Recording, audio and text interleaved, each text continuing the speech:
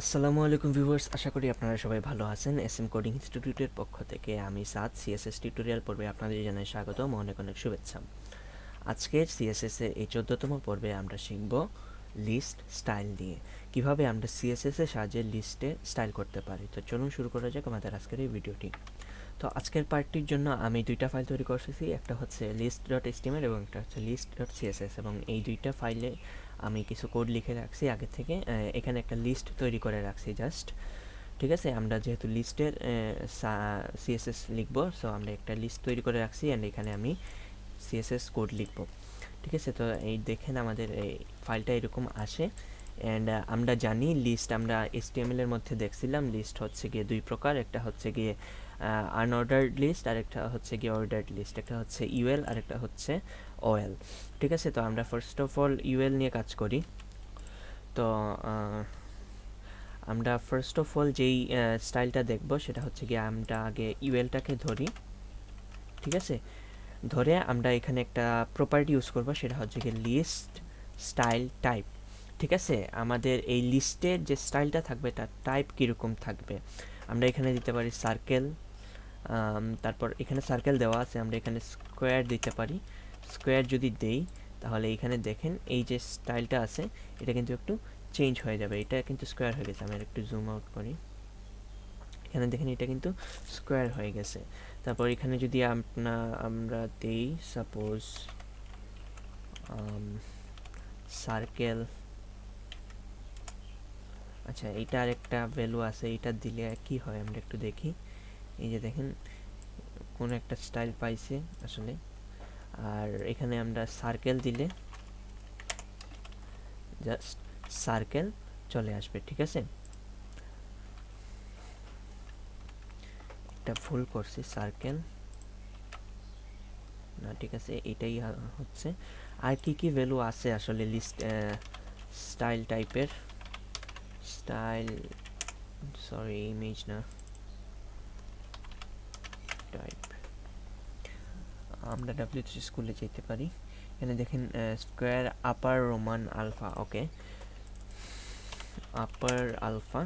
আমরা যদি এটা ইউজ করি তাহলে এখানে দেখেন ABCD অর্থাৎ ক্যাপিটাল ওয়ার্ডের বা আপার ওয়ার্ডের অ্যালফাবেট যে জিনিসগুলো আছে সেটা চলে আসবে। তারপর আপার রোমান আমরা ইউজ করতে পারি, যেটা আসলে রোমান সংখ্যায় চলে আসবে বাট সবগুলা ক্যাপিটালে আসবে। তারপর এখানে আমরা লোয়ার ইউজ করতে পারি, লোয়ার আলফা, ওকে,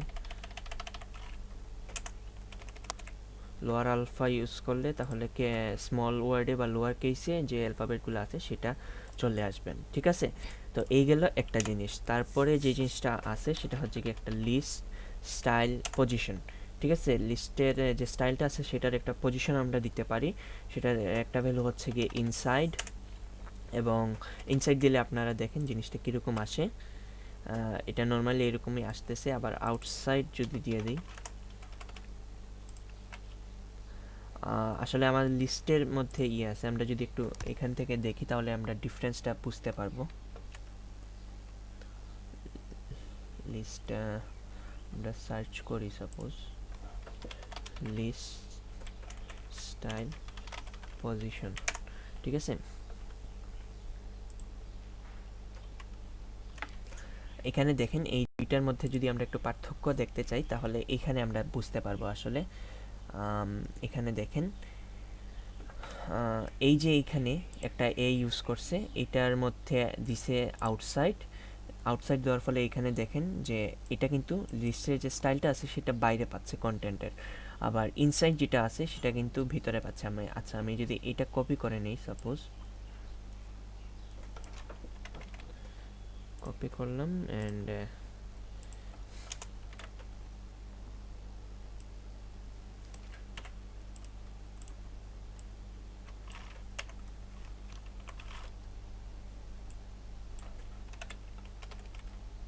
সাপোজ আমি একটা জিনিস আনছি, এখন এখানে আমরা আউটসাইড ইউজ করছি, এখন দেখি কোনো চেঞ্জ আসে কিনা। আউটসাইডে এখানে আসছে, ঠিক আছে। এখানে আমি স্টাইলটা, ওকে, আমার যে এটা এটা একটু বাদ দেন, এখানে আমি সাপোজ এই ইউএলটা খেয়াল করেন, ঠিক আছে, এইটা যেটা আমি নিয়ে আসছি। এখন আমি এখানে যদি ইনসাইড ইউজ করি তাহলে দেখেন এখানে কিন্তু চেঞ্জ হয়ে গেছে, ঠিক আছে? এই যে এখানের মধ্যে কিছু চেঞ্জ চলে আসছে। আমি যদি এখানে লোয়ার রোমান ইউজ করি তাহলে দেখবেন এখানে আই দিয়ে যে রোমান সংখ্যায় কি দিয়ে এই লিস্ট আইটেমটা চলে আসে। আশা করি আপনার জিনিসগুলো বুঝতে পারছেন যে ইনসাইড এবং আউটসাইডের মধ্যে ডিফারেন্সটা কোন জায়গায়, ঠিক আছে? তো আরেকটা যে প্রপার্টি হচ্ছে গিয়ে সেটা হচ্ছে গিয়ে list style image.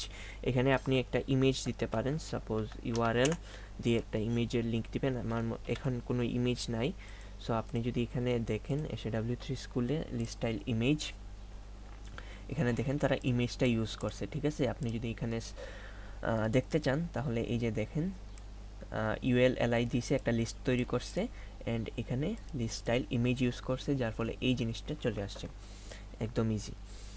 So last যেটা আছে সেটা হচ্ছে গিয়ে লিস্ট স্টাইল টাইপ, আরেকটা হচ্ছে গিয়ে সেটা হচ্ছে গিয়ে নান ইউজ করা যায়, যেটা থাকলে কোনো স্টাইলই পাবে না। তো এটা আমরা যদি একটু কমেন্ট করে রাখি তাহলে দেখেন কোনো স্টাইল পাচ্ছে না, ঠিক আছে? কোনো লিস্টের স্টাইল পাচ্ছে না।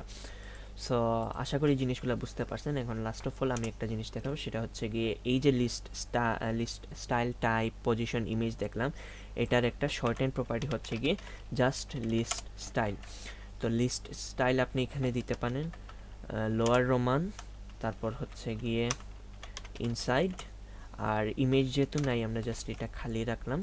এখন আমরা দেখি এটা কিন্তু সেম আসছে, আমাদের লোয়ার রোমান আসছে এবং এখানে ইনসাইড কাজ করতেছে। আবার আমরা এখানে আরেকটা ইউজ করতে পারি, সেটা হচ্ছে গিয়ে